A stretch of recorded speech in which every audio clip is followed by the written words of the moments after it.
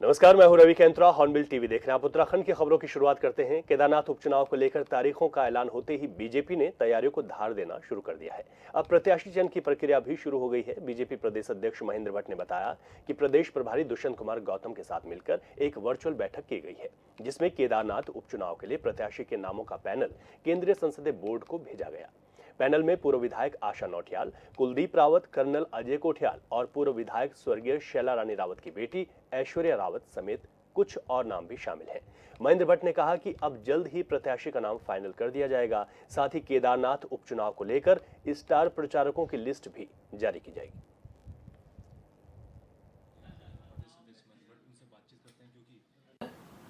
कांग्रेस का जो भी प्रत्याशी है उससे हमारे चुनाव प्रबंधन को फर्क पड़ने वाला नहीं है।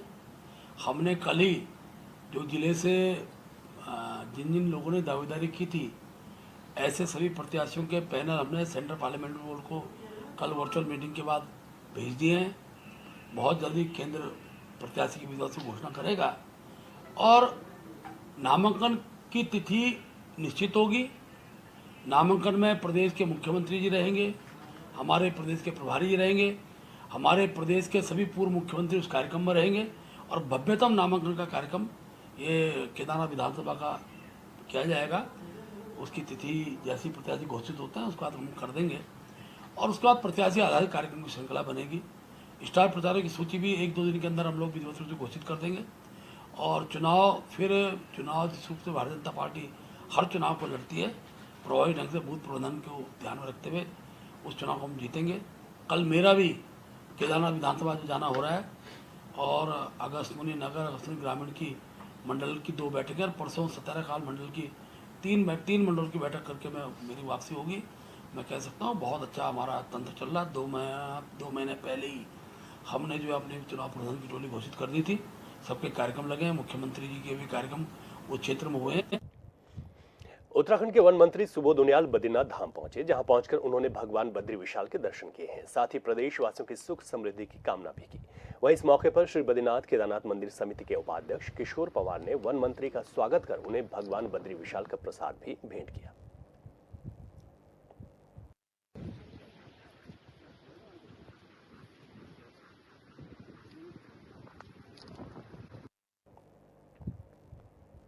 देहरादून स्थित संभागीय परिवहन कार्यालय में गढ़वाल आयुक्त विनय शंकर पांडे की अध्यक्षता में आरटीए की बैठक आयोजित हुई है। बैठक में संभागीय परिवहन अधिकारी सुनील शर्मा, जिलाधिकारी सविन बंसल, एसएसपी अजय सिंह के साथ ही कई वरिष्ठ अधिकारी मौजूद रहे।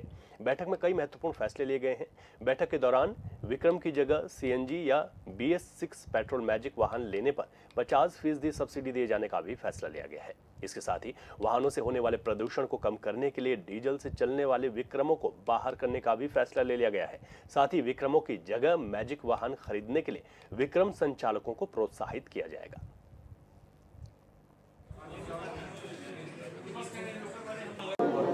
लास्ट बैठक दिसंबर में पिछले वर्ष हुई थी और बीच में लोकसभा के चुनाव और आचार संहिता और अन्य कारणों से यह बैठक नहीं हो पाई थी। तो एक तो आरटीओ साहब को मैंने ये डायरेक्शन दिया है कि इसकी एक नियमित रूप से इसकी बैठक होनी चाहिए। आज की बैठक में कुल मिलाकर 6-7 महत्वपूर्ण एजेंडे थे और एक सबसे इम्पोर्टेंट जो एजेंडा था और जिसकी आवश्यकता इस पूरे शहर को भी है कि पर्यावरण की शुद्धता, उसमें हमारे जो विक्रम हैं उनके लिए गवर्नमेंट ने एक पॉलिसी लाई थी कि उसको वो सीएनजी में कन्वर्ट करें और उसमें जो भी खर्च आएगा उसका 50% सब्सिडी गवर्नमेंट दे रही है, तो उसके लिए सहमति बन गई है। मानसून के बाद से डेंगू का खतरा बढ़ गया है। हालांकि बीते साल की तुलना में डेंगू के मरीजों की संख्या इस बार काफी कम है, लेकिन अस्पतालों में इसको लेकर पूरी तैयारियां की गई हैं। इस संबंध में जिला अस्पताल कोरोनेशन के मुख्य चिकित्सा अधीक्षक डॉक्टर VS चौहान ने बताया कि डेंगू को लेकर हमारी पूरी तैयारी है। अस्पताल में 10 बेड रखे गए हैं। इस बार मरीजों की संख्या काफी कम है। बता दें कि वर्तमान में जिला अस्पताल कोरोनेशन में 4 डेंगू मरीजों का इलाज चल रहा है।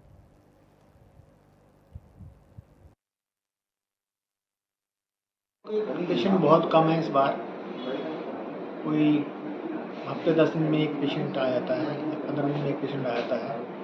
तो हमने यहाँ डेंगू वार्ड अलग बना रखा है, जिसमें मच्छरदानी लगी हुई है। 10 बेड का फिलहाल हमने रखा हुआ है, उसमें 1 या 2 पेशेंट रहते हैं। आज भी 2 पेशेंट भर्ती हैं डेंगू के। तो इस बार डेंगू का एपिडेमिक नहीं है, छिटपुट है ये हर जगह पूरे उसमें देहरादून में। कोई घबराने वाली बात नहीं है सर। इससे पहले एक बार एपिडेमिक आया था, ऐसी अवस्था आने के चांसेस नहीं है। उधर थराली में सांप्रदायिक माहौल बिगाड़ने की संभावनाओं को देखकर एक बार फिर चप्पे चप्पे पर पुलिस बल तैनात कर दिया गया है। दरअसल असामाजिक तत्वों ने सोशल मीडिया पर भड़काऊ पोस्ट डालकर सांप्रदायिक माहौल खराब करने की कोशिश की, जिसके बाद से पुलिस प्रशासन अलर्ट हो गया है। फ्लैग मार्च कर पुलिस लोगों से शांति बनाए रखने की अपील कर रही है।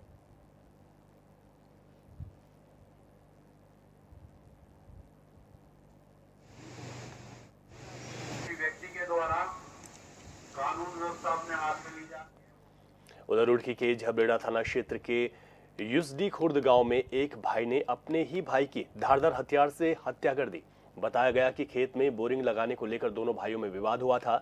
वहीं घटना को अंजाम देकर आरोपी भाई मौके से फरार हो गया। सूचना पर पहुंची पुलिस ने तुरंत कार्रवाई करते हुए आरोपी को देवबंद रोड से गिरफ्तार भी कर लिया है।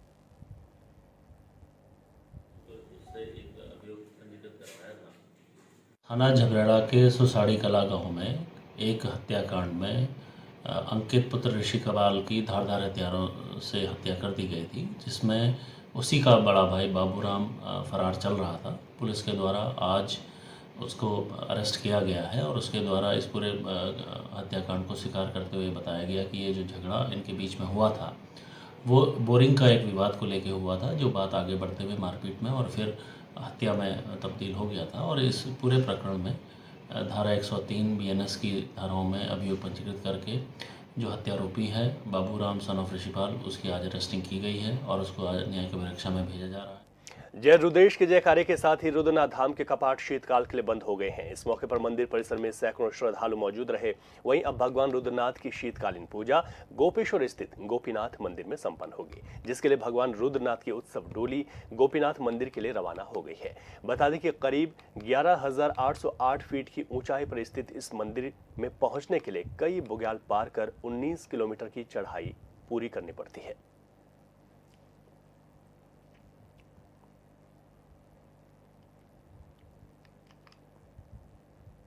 मसूरी वन प्रभाग की ओर से 8वां उत्तराखंड बर्ड फेस्टिवल का आयोजन किया गया है। विनोग हिल मसूरी वन्य जीव विहार में इसका आयोजन किया जा रहा है, जो कि 18 अक्टूबर से 20 अक्टूबर तक चलेगा। इस फेस्टिवल में देश विदेश के पक्षी प्रेमियों के साथ ही उत्तराखंड के कई स्कूलों के छात्र छात्राएं भी शामिल होंगे और यहाँ के पक्षियों से रूबरू होंगे। इससे जहाँ पर्यटन को बढ़ावा मिलेगा, वहीं स्थानीय लोगों को भी रोजगार उपलब्ध होगा। इसके अलावा प्रकृति प्रेमी इस स्थान से उत्तराखंड के पक्षियों के बारे में जानकारी हासिल करेंगे। बता दें कि विनोग हिल मसूरी वन्य जीव विहार में लगभग 230 प्रकार के पक्षी विचरण करते हैं। ये एक स्टेट लेवल का फेस्टिवल है, जिसमें जो है अलग राज्यों से भी जो है काफ़ी लोग इसमें प्रतिभाग करेंगे। इसमें जो है स्थानीय लोगों को भी जो है एक प्रशिक्षण के रूप में भी जो है बर्ड वॉचिंग जो हमारा क्षेत्र है उसके क्रम में जो है उनको भी प्रशिक्षण जो है वो दिया जाएगा, जिसमें एक्सपर्ट्स द्वारा जो है अपने जो उनके एक्सपीरियंस है या किस तरह से उन्होंने जो है अपनी ज़िंदगी में बर्ड वॉचिंग के क्षेत्र में जो है आयाम नए हासिल किए हैं, उस बारे में भी एक्सपीरियंस शेयरिंग जो है वो भी किया जाएगा। इसमें जो है हमारा फोकस स्कूलों पे भी है। अभी तक लगभग 12-13 स्कूल्स हैं जिन्होंने कंफर्म किया है और जो है स्कूल्स के बच्चों का भी इसमें जो है पार्टिसिपेशन होगा, जिनके लिए विभिन्न एक्टिविटीज़ जो है उसमें। उत्तराखंड में बीजेपी की डबल इंजन वाली सरकार रहने के बावजूद पिछली बार बद्रीनाथ और मंगलौर सीट पर बीजेपी हार गई थी और अब केदारनाथ विधानसभा उपचुनाव की घोषणा कर दी गई है। इस बार भी दोनों पार्टियां जीत का दावा कर रही हैं। ये रिपोर्ट देखिए। काफी समय से हम केदारनाथ चुनाव की तैयारी कर रहे हैं।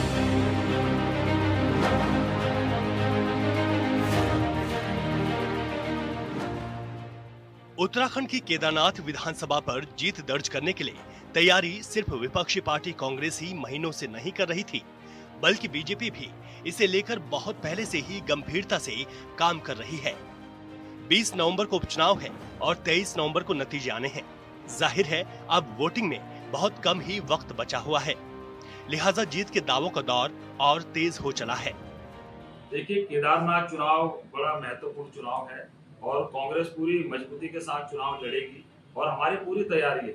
हमारे जो कांग्रेस के कार्यकर्ता हैं वो जनता से संवाद स्थापित कर रहे हैं, लोगों के पास जा रहे हैं। पिछले काफी समय से हम केदारनाथ चुनाव की तैयारी कर रहे हैं और भारतीय जनता पार्टी ने तो जब केदारनाथ में आपदा आई थी वहाँ पे उनका एक भी नेता वहाँ पे नहीं गया। इसी वर्ष मानसून के दौरान केदार घाटी में आई आपदा में सरकार क्या काम किया, क्या नहीं किया, इसका निर्णय केदारनाथ की जनता 20 नवंबर को वोटिंग के जरिए कर देगी। मौजूदा वक्त में कांग्रेस का मानना है कि केदारनाथ आपदा के दौरान सरकार सारे मोर्चों पर फेल रही है। चुनाव की जैसे की घोषणा होने वाली थी, उन्होंने 5-5 मंत्रियों की ड्यूटी केदारनाथ के अंदर लगा दी और दुनिया भर की लोक लुभावनी घोषणाएं मुख्यमंत्री जी द्वारा की गई। ये घोषणा उन्होंने तब नहीं करी जब केदारनाथ के अंदर आपदा आई। ये प्रदेश की पूरी जनता देख रही है और समझ रही है कि चुनाव में लाभ लेने के लिए आप इस प्रकार की घोषणा कर रहे हैं। कांग्रेस चुनाव के लिए पूरी तैयार है।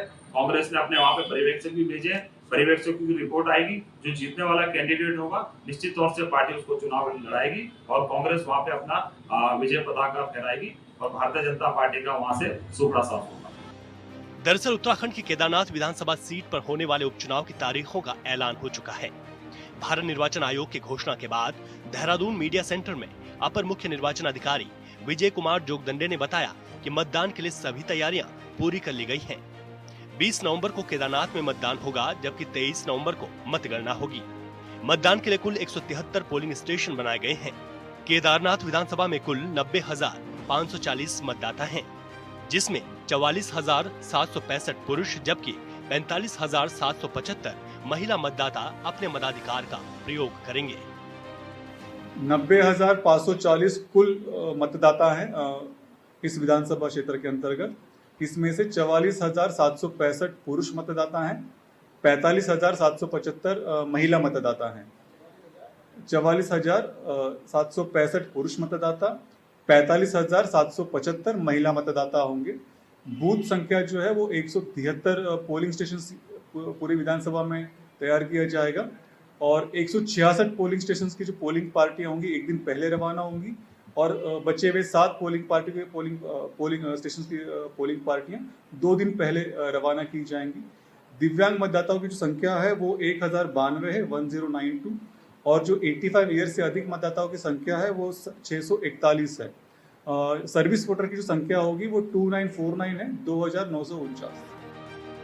कांग्रेस सरकार पर नाकामी का आरोप लगा मैदान में उतरी है, तो इधर बीजेपी ने बहुत पहले ही जीत सुनिश्चित करने के लिए 5 कैबिनेट मंत्रियों को मैदान में उतार दिया है। चुनाव की घोषणा से पहले ही रुद्रप्रयाग में कार्यक्रम का आयोजन किया गया था, जिसमें राज्य के सीएम पुष्कर सिंह धामी ने करोड़ों रुपए की योजनाओं की सौगात दी थी। सीएम धामी इस बात पर जोर दे रहे हैं कि विकास कार्यों के दम पर बीजेपी केदारनाथ विधानसभा उपचुनाव जीतेगी। वो चुनाव बहुत ही ऐसी परिस्थिति में हो रहा है जब वहाँ से हमारी जो विधायक थी आदरणीय शैला रानी, उनका दुखद रूप से हमारे बीच से चली गई और इस परिस्थिति में हो रहा है। और केदार धाम माननीय प्रधानमंत्री बनने के बाद जिस प्रकार से उसका नव निर्माण हुआ है, पुनर्निर्माण हुआ है, एक भव्य केदार और दिव्य केदार बना है, निश्चित रूप से वो हमारे प्रधानमंत्री जी के बहुत हृदय के निकट है। उस स्थान का एक आस्था और श्रद्धा का एक बड़ा केंद्र है। तो वहाँ के लोग विकास जो वहाँ पर हुआ है उस विकास को आगे बढ़ाएंगे। पिछले दिनों जो आपदा आई थी वहाँ उस आपदा में जिस प्रकार से तेजी से काम हुआ है सब लोगों ने देखा है। और मैंने भी कहा है, वहाँ जाकर भी कहा था, पहले भी कहा था कि जितने समय तक केदारनाथ क्षेत्र को नया विधायक नहीं मिल जाता मैं भी उनके विधायक के रूप में काम करूंगा। निश्चित रूप से हमने तय किया है कि इस बार की दूसरी चरण की यात्रा उनकी आसानी से हो और वो यात्रा जो कमी रह गई वो यात्रा भी पूरी है, उसके लिए अब समूचा प्रयास है। केदारनाथ विधानसभा सीट से चुनाव लड़ने के लिए दोनों ही पार्टियों में कई दावेदार हैं। उम्मीदवार चयन के लिए बीजेपी और कांग्रेस ने पर्यवेक्षकों को जिम्मेदारी सौंपी है। पार्टियों के पर्यवेक्षक जिताऊ उम्मीदवार खोज रहे हैं। किसे टिकट मिलेगा और किसकी जीत होगी ये 23 नवंबर को साफ हो जाएगा। Bureau report, hornbill TV.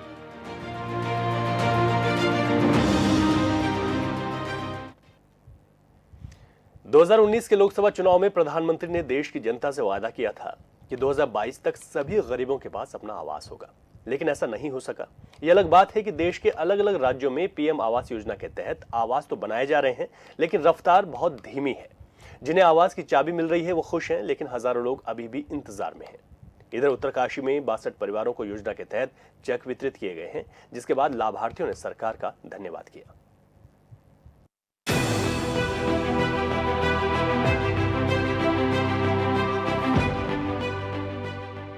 Uttarakhand के उत्तरकाशी में प्रधानमंत्री आवास योजना के तहत 62 परिवारों को स्थानीय विधायक की मौजूदगी में आवास योजना के तहत चेक वितरित किए गए। दूरस्थ क्षेत्र गाजड़ा में ग्राम्य विकास विभाग की ओर से चयनित प्रधानमंत्री आवास योजना के लाभार्थियों को उनके आवास में गृह प्रवेश के लिए सहायता राशि वितरित की गई, जिसमें बड़ी संख्या में लोगों ने भाग लिया। आपके पास घर नहीं था, आज आपको घर मिला, कैसे लग रहा है आपको? हमारे पास घर नहीं था, हमको घर मिला, अच्छा लग रहा है। कहाँ से आए हैं आप? यहाँ बड़कोट से। उन लोगों ने हमारे लिए बहुत कुछ कर दिया है और मुख्य में हमारे सपोर्ट विधायक भी ग्राम पंचायत विधानसभा गंगोत्री क्षेत्र से हम उनके बार बार अभिनंदन करते हैं और उसके लिए धन्यवाद करते हैं। मकान मिला आपको, कैसे लग रहा है? अच्छा लग रहा है। जो हमारे कच्चे मकान थे, कभी उसमें अंदर पानी आता था, उसके ऊपर काला तिरपाल डाल रखा है, उसमें लकड़ी बांध रखी है, उसके ऊपर पेटा डाल रखा है, उससे हमने छतर छाए के अपने बच्चों को बचाया। तो आज हमारे लिए बहुत खुशी का दिन है जो हमारे रहने के लिए घर हो गया। दरअसल जनपद उत्तरकाशी का गाजड़ा क्षेत्र आज भी जरूरी संसाधनों के कारण पिछड़ा हुआ है। साथ ही यहाँ पर गरीबी के कारण कई परिवार जीर्ण शीर्ण हालात में पड़े घरों में रहने को मजबूर हैं। प्रधानमंत्री आवास योजना के तहत अब तक इस क्षेत्र में 62 परिवारों को पक्का घर मिल चुका है। मोदी जी ने हमें घर दिनी, हमारे पुराना घर चाहिए, हम घर बिल्कुल नहीं थे, घर तो उनके लगे घर तो मोदी जी ने हमने तो हम घर हाके बढ़े चाहिए। धन्यवाद मोदी जी चाहिए, सरकार को चाहिए, हमें घर देनी तो हम घर न थे हमारू उम्मीद भी दिन चारा ना मोदी जी घर भी देनी। उन विश्राम गृह में इस क्षेत्र के महिला लाभार्थी प्रधानमंत्री आवास योजना ग्रामीण जो कि पूर्ण हो चुके हैं, उनके लिए माननीय मुख्यमंत्री जी द्वारा गृह प्रवेश के लिए 6000 रुपये की चेक राशि स्वीकृत की थी, जो आज हमारे क्षेत्र माननीय विधायक श्री सुरेश सिंह चौहान जी द्वारा उनके कर कमलों द्वारा यहाँ पर जो है वितरण किया गया है। और आगे की जो है आगे के लिए भी जो है यहाँ पर लोगों को बताया गया है कि नई कार्रवाई शुरू कर दी गई है जियो टैगिंग की, जिसके लिए सर्वेयर नियुक्त किए जा चुके हैं और सभी जनप्रतिनिधियों के सहयोग से पात्र लोगों का चयन किया जाए। सर, इससे पहले क्या स्थिति थी? जो भवन है, मतलब किस हाल में रहते थे? भवन ऐसे लोगों को प्राथमिकता दी जाती है या तो वो आवास विहीन है या वो बहुत ही जीर्ण शीर्ण है, आपदा से टूट गया हो, या बड़ा परिवार हो, रहने के लिए बहुत ही कंजेस्टेड, बहुत ही सीमित, बहुत कष्टदायक जीवन बीत रहा हो उसका, ऐसे लोगों को हम प्राथमिकता देते हैं और इसमें जो है सभी वर्गों को बिना किसी भेदभाव से दिया जाता है। इन लोगों के गृह प्रवेश से लेकर सरकार की तरफ से आखिरी किस्त का चेक वितरित करने गंगोत्री विधानसभा के विधायक सुरेश चौहान पहुंचे तो लाभार्थियों में खुशी की लहर दौड़ पड़ी। विधायक एवं खंड विकास अधिकारी ने इन परिवारों को चेक दिया तो अपने घर में प्रवेश करने की खुशी में इन ग्रामीण महिलाओं की आंखें छलक उठी। ग्राम्य विकास द्वारा जो प्रधानमंत्री आवास योजना, हमारे यहाँ जो मकान बन चुके हैं गरीब लोगों के, उनके लिए 6000 रुपये की जो बर्तन वगैरह के लिए जो धनराशि दी गई, उसके चेक वितरित किए गए और लोगों में बड़ी खुशी है कि लगातार जो हमारे देश के यशस्वी प्रधानमंत्री माननीय मोदी जी की जो सोच है कि कोई भी व्यक्ति किसी गांव में आवास विहीन का न रहे और गरीब आदमी जो आवास नहीं बना पाते उनको आवास के लिए 1,51,500 के लगभग की धनराशि जो है उनको उनके खाते में चली गई, उनके मकान बन गए और आज जो है ग्राम्य विकास के द्वारा जो ये कार्यक्रम यहाँ पर रखा गया। हमारे गृह प्रवेश के लिए उनको 6000 रुपये की जो राशि, इसके लिए हम माननीय मोदी जी का आभार व्यक्त करते हैं और अपने यशस्वी मुख्यमंत्री माननीय धामी जी का भी आभार व्यक्त करते हैं। और जो हमारी सरकार की लगातार सोच है, जो हमारी सरकार की जन कल्याणकारी योजनाएं आम व्यक्ति के लिए, चाहे वो हमारी मातृशक्ति हो, चाहे हमारे बुजुर्ग हों, चाहे हमारी किसान सम्मान निधि हो, तमाम प्रकार के, चाहे आयुष्मान कार्ड हो, लगातार हमारी सरकार प्रयास कर रही है और हम सब प्रयास करते हैं कि हम कैसे गरीब व्यक्ति तक पहुँचे और उनकी कैसे सहायता करें। बात सिर्फ इन 62 परिवारों की नहीं है। उत्तराखंड जैसे प्रदेश में पहाड़ में आज भी कई लोगों के पास आवास नहीं है। जैसे तैसे पुराने आवास में लोग जीवन जीने को मजबूर हैं। बरसात के दिनों में तेज बारिश के दौरान परिवार का कोई सदस्य रात में सो नहीं पाता है। डर होता है कि मकान गिर न जाए। सरकार का दावा था कि 2022 तक सभी को आवास मुहैया करा दिया जाएगा, लेकिन अब तक ऐसा नहीं हुआ है। कई परिवार आज भी सरकार से आस लगाए बैठे हैं। Bureau report, hornbill TV.